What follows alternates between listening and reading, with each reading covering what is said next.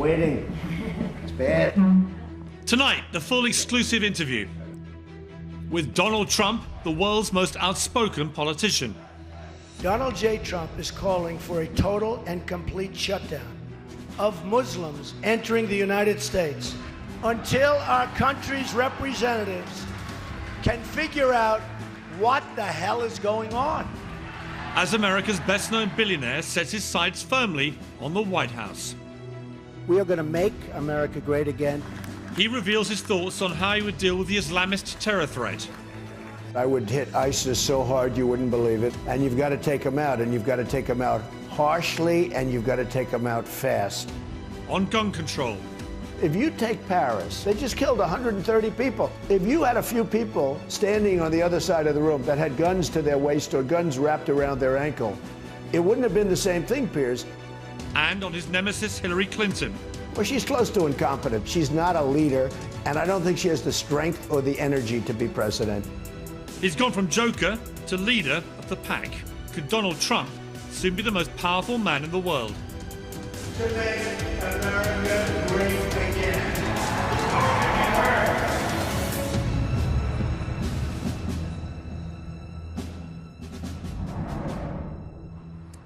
America's been my home on and off for the past decade. It's a country at odds with itself, still recovering from its worst ever financial crisis and still fearful of terrorism, particularly from a so-called Islamic State. And yet it's a country I've come to love. I like its quirks, its contradictions, and its conflict. And never have we seen more of that than in this current race for the White House. At this historic time for the country, one man is grabbing all the headlines. When do we beat Mexico at the border? They're laughing at us, at our stupidity. They're bringing drugs, they're bringing crime, they're rapists. We're going to beat China, Japan. We're going to beat all of these countries that are taking so much of our money away from us on a daily basis.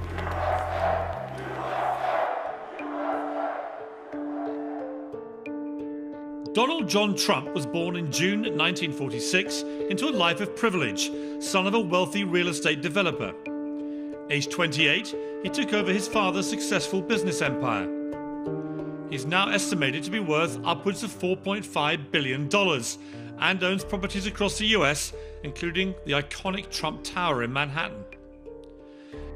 In spite of his outwardly glamorous lifestyle, the road to success has not been without hardship and tragedy, which has had a profound effect upon him. The thing I find fascinating about you, Donald, is that you've never had an alcoholic drink in your life, or an illegal drug, or a cigarette. You don't even drink caffeine. People might be surprised by that, but there's a reason for it, isn't there, involving your older brother who sadly died? Yeah, there is a reason. I had a brother who was a great guy, the best-looking guy you've ever seen, the most handsome guy, the best personality of anybody that you'll ever meet. And he had everything going, but he started drinking when he was in college, and it got progressively worse, and he died of alcoholism. He drank and he smoked a lot, and he was an amazing guy, and he was quite a bit older. He was 10 years older than me, and he would say to me, "Don't ever drink, don't ever smoke." And he used to add the smoking because he also smoked, because he knew he had a problem, and he didn't want me to have that problem. And I've never had a drink. And in fact, I own the largest winery on the East Coast, the old Kluge estate, right? But it's the largest winery on the East Coast, and yet I don't drink, so it's a little strange. But and he, with Fred, his name was Fred. It got progressively worse, and ultimately he died of alcoholism at a fairly young age. And you know, I just always remembered that, and I never had a drink. And you know, look, who knows where I'd be right now if I drank? So he was one of my great teachers, maybe my best. Trump made the transition from billionaire tycoon to television personality. He appeared on a number of US shows before eventually landing his own show, The Apprentice, which quickly became the biggest TV program on American television. This made Trump a huge celebrity, so much so, he even got one of these, a star on the coveted Hollywood Walk of Fame. You used to call me on the cell phone. In fact, far from being a serious presidential candidate, at times he's been viewed as a figure of fun. Me interviewing me, that's what I call a great idea. Of course it's a great idea. We thought of it. In spite of the reality TV persona, Trump has been on the sidelines of the political arena before. In 1999, he ran as a presidential candidate for the Reform Party ahead of the 2000 elections. I'll either be the greatest developer in the country or the greatest president that you've had in a long time. But Trump bowed out of the race early on. Via Candilas, folks. We'll see you very soon. Thank you very much. And then, on the 16th of June last year, he threw his hat into the ring for the race for the Republican Party nomination. I am officially running for President of the United States, and we are going to make our country great again. And nobody took him seriously. I continue to believe Mr. Trump will not be president. And the reason is because I have a lot of faith in the American people. I think that's the beginning of the end of Donald Trump as a presidential candidate. Think of Donald Trump's personal qualities. The bullying, the greed, the showing off, the misogyny. But everybody had underestimated him, and Trump's campaign has continued to pick up momentum, taking the US by storm, one primary at a time. He's just a tough leader. He's ready to address the problems that need to be solved. I mean, ISIS, immigration, the economy, trade with China, etc. The list goes on. Are you having fun, Donald? It seems to me you're having an incredible ride on this presidential race, even though you've been getting flack left, right and centre. Are you actually enjoying yourself? I am because the results are good. I think if I was in last place, you know, I started off with 17 people. 17 people were vying for the title. And I was the only, you know, I'm not a politician, so you have all these senators and governors, and they've been doing it all their lives. I'd never done it before. You know, I've only been doing this for 8 months, Piers. So, you know, people are sort of surprised that I'd be in first place by so much. It's not even first place by a little bit. I'm in first place by 20, 25 points. So it's been, you know, it's been a lot. And we'll know over the next 4 or 5 weeks what happens. But I've really enjoyed it. I think I'm enjoying it because I'm doing well at it. I think if I wasn't doing well at it, I wouldn't be enjoying it. You know, I just see what's happening. It's been an amazing thing. And I think the people of our country, they're dealing with politicians all the time where everything's okay, where our military, you know, if you look at our military, it's in bad shape. If you look at our veterans, they're being badly taken care of. If you look at the borders, they're like Swiss cheese. People just pouring right over the borders with drugs and everything else, and crime. Our healthcare system is terrible. Obamacare is a disaster. Our educational system is terrible. Our country is really broken. And on top of it, we owe $19 trillion. And they hear me talking about it, and they believe in me. And it's been incredible. I'm telling you, I set up a rally recently where we set it up on 1 day's notice, and 22,000 people showed up the following day. And it's, you know, that's standard. So there's something going on, and I think it's something very positive, and the people feel good about it. With an existing reputation for strong opinions, his rhetoric during the rallies has gone a step further.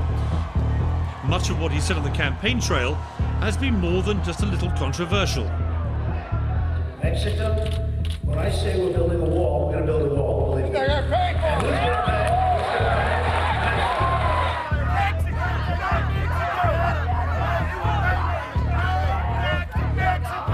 Migration, the people from Syria, we don't know. Are they ISIS? Are they not? They're not coming into this country, okay? They can't. And it's his views on how to deal with the current threat from the so-called Islamic State, which have perhaps caused the biggest uproar. On Tuesday, the Belgian capital of Brussels and the heart of the European Union was struck by a devastating terrorist attack.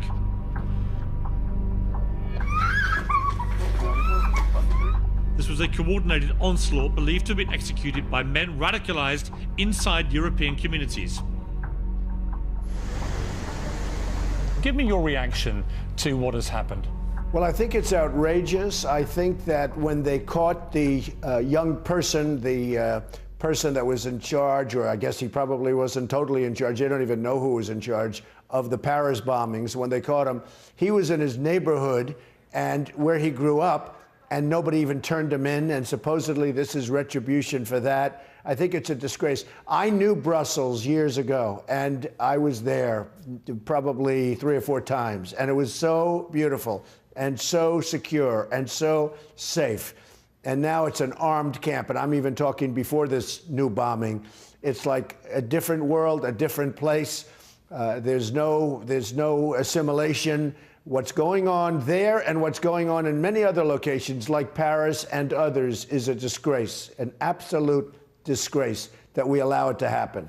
Obviously, the big question is, what does the world do about ISIS? Nobody at the moment seems to have a real game plan for stopping these kind of terror attacks. You've put forward some pretty controversial views for what you think should be done.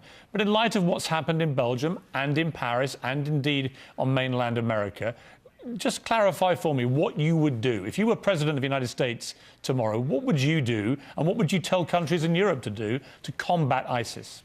Well, obviously, it's a very long and complicated question, but I would hit ISIS so hard you wouldn't believe it. And I'd get the people over there to put up their soldiers because it's about time that somebody did it. But I'd have such backup like you've never seen before in terms of air power, airstrikes, etc. And you've got to take them out, and you've got to take them out harshly, and you've got to take them out fast. And you have no choice. These people, you know, we're now in the age of chopping off heads. Nobody would have believed this was possible. And I would hit them very hard, very fast. I was against going into Iraq, if you remember, a long time ago. I was against it from the beginning. And that was a terrible mistake going into Iraq because it destabilized the entire Middle East. Then Obama got out in the worst possible way. He left nothing behind. He gave a date, which nobody could believe. But you've got to take out ISIS, despite all of that. You've got to take them out, and you've got to take them out fast and hard. Now, that doesn't solve the problem of all of these people that are living in Brussels and living in many, many cities. I hate to even mention the cities, but cities that have such problems where the police are literally afraid to go into the neighborhoods. You know that's true, and I know that's true, and people don't even like to talk about it. But it's absolutely true. And in many cases, they only believe and they only want Sharia law, which is terrible in terms of everything, and especially terrible for women and the way they treat women. So you have to hit things hard, and you have to be vigilant. Trump knows these views will be unpopular with some, and they will always create perfect headline fodder. And there's one particular issue over which we have butted heads in the past.